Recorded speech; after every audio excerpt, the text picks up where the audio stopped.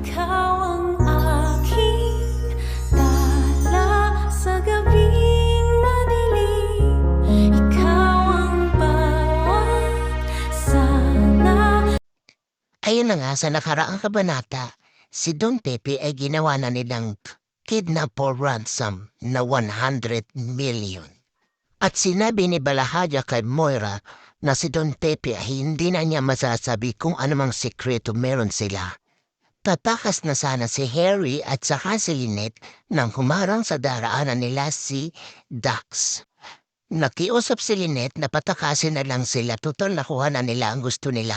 Pero sinabi nito na hindi pa nila nakukuha ang kanilang gusto. At sinabi kay Lynette na yan ang kulit ni Lynette. Lumaban si Harry kay Dax. Subalit dahil hindi siguro sapat ang kakayahan nito, ay nagupo siya ni Dax at bumagsak siya sa sahig. Nang bumagsak si Harry sa sahig ay muli siyang bumangon at muli silang naglaban, subalit muli siyang nagupo ni Dax.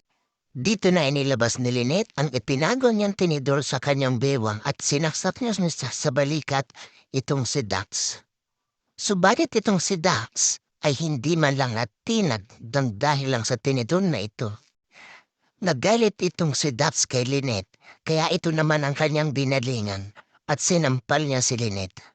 Sinabi ni Dax kay Lynette na kung hindi ito titigil ay baka patayin niya ito kasama ni Harry. Dumating ang kasamahan nito si Dax at muling binugbog si Harry. Nakiusap si Lynette na tigilan na nito ang pagbubugbog dito. Inilayo ng kasamahan ni Dax itong si Harry at hinarap naman ito si Lynette. Si Moira naman ay hawak-hawak niya ang DNA test na pinagawa ni Don Pepe. Sabi niya sa sarili niya kung hindi na kailan mamatanda, di sana hindi na nangyari ito. At hindi siya papayag na masira ang buhay nila nang dahil lamang sa DNA na ito. Kaya kinuha niya ang lighter at sinunog niya ang DNA test upang wala nang makaalam sa kanilang sikreto. Tinanong naman ni Annalyn kung hindi pa pumapasok ang kanyang ina sa ospital kasi hindi pa ito dumarating.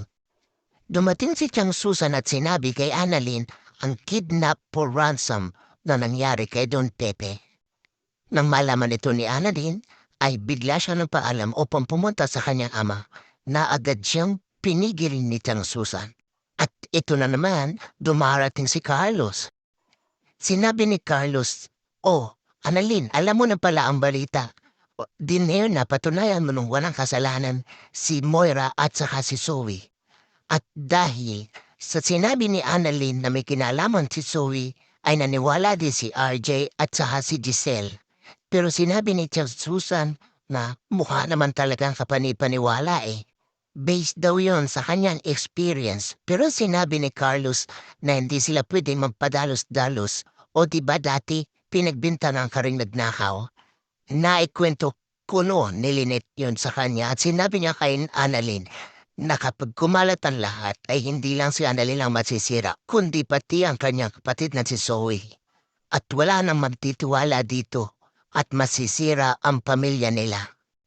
Doktor pa daw naman siya. Sinabi ni Carlos na assess and examine thoroughly before you give a diagnosis. Pero dapat tama ang diagnosis dahil kung mali ang treatment na naibigay, maaaring makapatay ka, yan ang sabi ni Carlos kay Annalyn. Sa patuloy na pag-arte ni Moira, tinanong niya kung tumawag na daw ang mga kidnappers at kung meron ng place para sa ransom exchange. Sinabi naman ni RJ na wala pa raw. Napuna ni Moira ang kawalang kibun, Giselle, at tinanong niya ito kung may problema na naman daw. Sinabi ni Giselle, is none of your business. And besides, hindi siya naniniwala na walang kinalaman si Moira sa kidnapping issue na ito. Si Moira tangging malupit na wala siyang kinalaman. Pero sabi ni Giselle, you have all the reason to do this to my dad. Kasi nga magkaaway sila ni Don Pepe. Sinabi naman ni Moira, oo pero hindi ko magagawa na umabot sa ganito. Sinabi ni Giselle, si Obeng nga tinulak mo asawa mo pa yan eh. how much more daw sa papa niya. Pero pinigil na siya ni RJ. Sinabi ni RJ na unahin muna nila ang problema sa kanilang papa. At sinabi niya kay Moira na kulang ang kanilang pera dahil hindi na sila makakuha sa bangko. Tinanong siya ni Moira kung magkano. At sinabi ni RJ na 10 milyon. Hindi na nagdalawang salita pa si RJ at tumalikod si Moira upang asikasuhin ang pera. Sabi ni Giselle, akala ko ba wala kang pera? Ang sabi naman ni Moira, nakapag-ipon naman siya kahit konti. Sinabi ni RJ kay Giselle na ate, alang-alang kay papa. At sinabi niya kay Moira na salamat at babayaran siya nila. Para maging kumpleto ang drama ni Moira, sinabi ni Moira na hindi na kailangan kasi pamilya sila. Nang magkumaganal ay ginising si Lynette at sinabing magbihis siya kasi nga pupunta sila ng bangko upang kumuha ng pera. Kinausap naman ni Annalyn ang kanyang hilaw na kapatid at sinabi niyang sorry. Pero tong supladitang mayabang na ito na si Zoe sinabi niyang sorry, madilinis mo ba ang pangalan ko? Sabi ni Annalyn, susubukan niya nung ayusin ang pangalan Zoe. Paano doon naman lilinisin ni Annalyn? Anong sasabihin? Fake news? Back to your regular programming, ganon? Grabe, ang sama-sama ng tingin mo sa akin. To the point na convince ka na kaya kong saktan ang sarili kong lolo. Ano yan, Annalyn? Sobrang hatred mo sa akin. Sobrang galit mo sa akin. Ano yan, inis? Inggit? Selos? Zoe, hindi. Hindi? Alam mo, Annalyn, hindi kita magets eh. Nakuha mo na nga ang loob nila daddy ni Tita Giselle at saka si Lolo. Pero gustong-gusto mo pa rin sirain ako? At marami pang kadramahan sa buhay ni Zoe ang pinagsasabi kay Annalyn. Mapagtakpan lamang ang kanyang mga kasinungalingan. Di na nga makasingit si Annalyn eh. At nagsorry pa rin tong si Annalyn pero sinabi ni Zoe na umalis siya sa harapan niya, pinalayas niya ito. Nang tumalikod si Annalyn sa halamang nakaingas kay Zoe. Pinantahan ni Zoe at ni Annalyn sila RJ at Giselle at dumating si Moira. Sinabi ni Moira na naayos na niya ang pera at nung pasalamat si RJ. Pero sinabi ni Moira na saka siya pasalamatan kapag nakuha na nila ang kanyang daddy. Muling tumawag ang unknown caller na walang iba kung hindi si Balahadja. At sinabi nito na kumusta na ang pera at sinabi ni RJ na ayos na ang pera, nakahanda na. Binigyan niya ng sorpresa itong sila RJ at pinakit niya si Don Pepe. Awang-awa naman itong si Giselle sa kanyang ama nang makita ang itsura. Siyempre ang hindi pa kakabog na si Moira, todo acting na naman.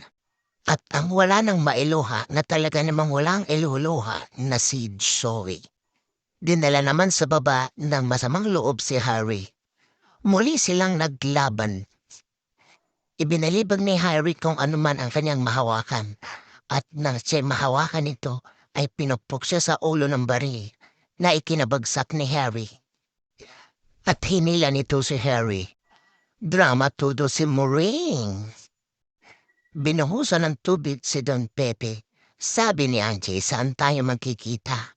Sabi naman itong si Balahadja ay ilagay ang pera sa backpack at itetext na lang sa kanya kung saan. Sinabi nito kay RJ na ito lang mag-isa at huwag na huwag magsusumbong sa pulis kung hindi ay maliligo sa sarili ng dugo ang kanyang ama. Nag-hysterika na naman itong si Giselle. Ayaw nitong pabayaang mag-isa lamang si Obin na pumunta doong makipagkita sa masasamang loob. Biglang may tumawag kay Dax. Yun ay si Balahadja at kinukumusta ito kung ano na nangyari. Naisipan ni Lynette na pakinggan ang pinag-uusapan ng mga ito at nakinig niya na may nag-uutos sa kanya na gawin ang ginagawa nila ngayong kay Lynette. Sinabi ni Balahadja kay Dax na baka ito ay bumaliktad na pero pinasinumalingan ito ni Dax. Sinabi ni Dax kay Balahadja na ang importante lang sa kanila ay ang pera makukuha kay Lynette.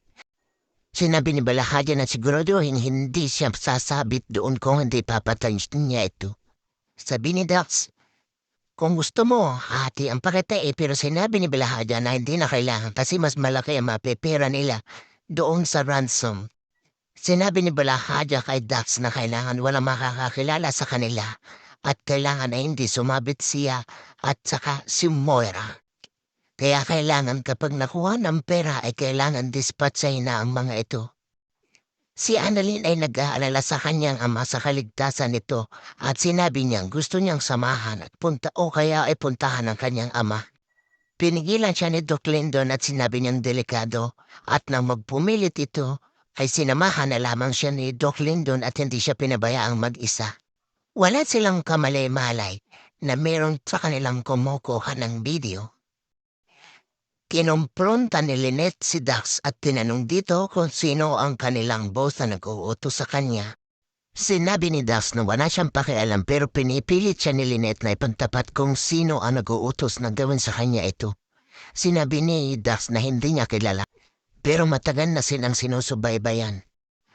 Tumawag ang kasamahan ni Dax upang ipaalam na naandun na siya sa lugar at dumating na si RJ sa pagdadala ng pera. Tumawag si Giselle upang ipaalam dito na naandun lang siya sa car park. At hindi siya magpapakita kay Ubeng unless kailangan ito ng tulong. At pumasok na si Ubeng sa lugar na sinabi sa kanya. Matama siyang nagtingin-tingin sa paligid. Magtagumpay kaya si Balahadya na makuha ang pera mula kay Ubeng. Episode 391 December 8, 2023. Halos kalad ka rin na nito si Lynette papunta ng bangko. Hinanap ni Lynette si Harry, pero sinabi ng mga ito na si Harry ay nasa tabi-tabi lang. Samantala naman si Carlos ay pauwi na ng bahay nila. Naisipan itong tawagan si Lynette at sabi ng masamang loob, bakit parang natutuwa ka? Ipinakita nito ang video na kuha kay Annalyn. Sinabi nito ang impormasyon tungkol kay Annalyn na bagay na pinag-alala ni Lynette. Ginagawa nila ito upang takutin nila si Lynette kapag ito ay gumawa ng hindi maganda. Ipinakita nito kay Lynette ang nakuhang video kay Annalyn. Galit na galit si Lynette sa mga ito at sinabing huwag na huwag gagalawin si Annalyn. Nanibago si Carlos at nagtaka bakit hindi sinasagot ni Lynette ang kanyang mga tawag. Tinalatkad naman ang lalaking ito si Lynette palabas ng bahay upang pumunta sa bangko at kumuha ng pera. Eksakto namang sila'y nakasakay ng sasakyan na dumarating naman tong si Carlos. Kaya hindi nakita ni Carlos si Lynette. Itinuntok nila ang baril sa gawin ni Carlos upang takutin si Lynette. Nagtaka naman si Carlos bakit naroon ang sasakyan nitong si Harry. At nakita niya pa ang pag-alis ng sasakyang ito. Napatingin siya sa bahay niya na nag-aalala. Tinawagan naman ni Moira itong si Balahadya upang tanungin kung ano na ang nangyari sa kanyang iniutos sa bata ni Balahadya. Sinabi ni Balahadya na ito ay tapos na at sinabi naman ni Moira na baka ito ay matrace sa kanya. Tinanong niya kung nasaan na si Balahadya at sinabi ni Balahadya na naandun niya sa lugar na yon. Sinabi ni Moira, okay, good, at magbibihis lang ako upang hindi ako makilala. Pumasok sa isang restaurant si RJ. Humanap siya ng mauupuan at naupo siya rito habang naghihintay ng tawag mula sa mga kidnappers. Nag-aalala siya at nagpapalinga-linga sa paligid. Hindi niya alam na mayroong nagmo-monitor sa kanya at nakakakita sa kanya mga kinikilos. Samantala dumating na si Carlos sa kanilang bahay. Nag-alala siya nang makita niya ang mga nagkalat sa paligid. Nakarating na sa bangko si Lynette at binili na siya ng mga masamang loob na ito na ang kailangan lang nila ay pera. Nagdududa sa kanila si Lynette. Sinabi na mga ito na sumunod lang sa kanya ng maayos at nang matapos na ang araw na ito ng matiwasay at nang makauwi na siya ng matiwasay. At kapag lumaban ito ay hindi lang siya ang masasaktan kung hindi pati si Annalyn. Takot na sinabi ni Lynette sa mga ito na huwag sasaktan itong si Annalyn. Kaya sinabi naman ng masamang loob na ito na depende yun sa kanya. Patuloy namang hinahanap ni Carlos si Lynette sa loob ng kanilang bahay. Bagay na narinig ni Harry. Kaya gumawa ito ng paraan para makalikha ng ingay. Palabas na sana si Carlos ng pinto nang marinig niya ang ingay mula sa isang kwarto. At yun ay si Harry, kaya dali-dali siyang pumunta rito. Dali-dali niyang kinalagan si Harry. Tinanong niya kung nasaan si Lynette at sinabi ni Harry na kinuha ito ng mga magnanakaw. Patuloy naman nag-iintay si RJ sa tawag ng mga kidnappers na may makita siyang isang lalaking umupo doon sa kabilang mesa. Matama niya itong piningnan. Kung titingnan mo parang ito na nga kanyang iniintay. Subalit, alam pala, may pamilya pala itong kasama rito. Tinawagan na siya ng nagmamasid na ito. Sinabi ng nasa kabilang linya, "Hello, Dr. Tanyag. Nervous ka yata?" Sabi ni RJ, "Tapusin na natin ito." "Nagmamadali ka ba? Gusto ko pang makipaglaro eh." Si Moira pala ang kanyang kausap at nagboses lalaki ito. Nagtaka naman si RJ nang tanungin siya nito kung hindi ba daw siya nagtataka bakit nangyayari sa kanya ito. Pinaparusahan daw siya sa lahat ng kanyang mga kasalanan. Kaya nagtaka si RJ, sabi niya, "Ano bang kasalanan at sinasabi mo? Kilala ba kita?" Sabi ni Moira, "Hindi." Pero si RJ daw ay kilalang kilala niya. Kaya taka tong si RJ tinatanong kung sino siya at nasaan siya. Sinabi ni RJ dito na magpakita siya pero sinabi ni Moira na ayaw niya at parang nagbago na ang kanyang isip. Ano daw kaya kung patay na lang niya ang tatay niya at saka siya.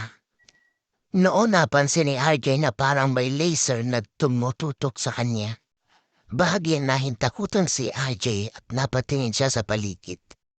Nakarating na sila Annalyn sa lugar na pinantahan ni RJ at nagtaka siyang naririto ang kanyang mga kaibigan. Sinabi ng mga ito na sinabi ni Dr. Lindo na kailangan niya ng tulong kaya sila ay naghiwa-hiwalay upang hanapin si Doc RJ. Sinabi ni Lynette sa mga masamang loob na kapag naibigay na ang pera ay lulubayan na siya at ang pamilya na at pati na si Annalyn. Sabi ng masamang loob, oo daw. Kaya bumaba na sa sasakyan si Lynette upang maglakad papunta sa bangko. Samantala dumating na ang mga pulis sa bahay ni Carlos. Sinabi ni Carlos na tinangay ng mga magnanakaw si Lynette at pati si Harry sinaktan ng mga ito. Humingi ito ng tulong upang matagpuan si Lynette. Hinanap ni Doc Lyndon at saka ni Regan si Doc RJ at iniwanan nila si Annalyn dito. Subalit, nung bumalik sila ay wala na si Annalyn sa kanilang pinag-iwanan. Dahil nga nanonood si Moira sa kanya, nakikita nito ang reaksyon ni RJ at ang laser na yan pala ay laser lang ng bata. Nasaktong nakatapat naman sa puso ni RJ. Tinawanan siya ni Moira. Galit na galit dito si RJ. Tinanong ni RJ kung ano ba talaga ang atraso nito sa kanya at sinabi niya ay pwede siyang makipagpalit sa kanyang ama. Sabi ni Moira, "Totoo, makikipagpalit ka?" Sabi ni RJ, "Oo." Nilaro pa ito ni Moira at sinabi ni Moira na, "Alam mo, parang type kita." Napatanga naman dito si RJ. Nauubos na ang pasensya ni RJ kaya sabi ni RJ kuhanin na ang pera sa kanya. Sabi ni Moira, "Bakit hindi ka ba interesado? Sa bagay, may asawa ka pala." Sinubukan pa niya si RJ. Sabi niya, "Gusto mo, patayin na lang natin ang asawa mo." Casual naman siyang sinagot ni RJ na sinabing, "Bahala ka. Basta ibalik mo ang papa ko." Sobrang inis ni Moira. Sabi ni Moira, "Ang sama mo palang asawa." Kaya sa inis nito, sinabi na nito kay RJ ang instruction. Pinalagay nito kay RJ ang backpack sa loob ng garbage bag na nasa ilalim ng mesa. Pagkatapos ay itinuro nito ang dilaw na basurahan at doon daw ilagay ang backpack.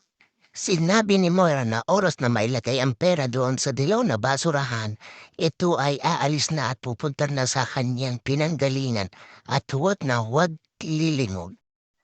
Tinanong ni RJ kung nasaan ang kanyang papa at sinabi ni Moira na sa labas ng bazaar at nasa malaking basurahan.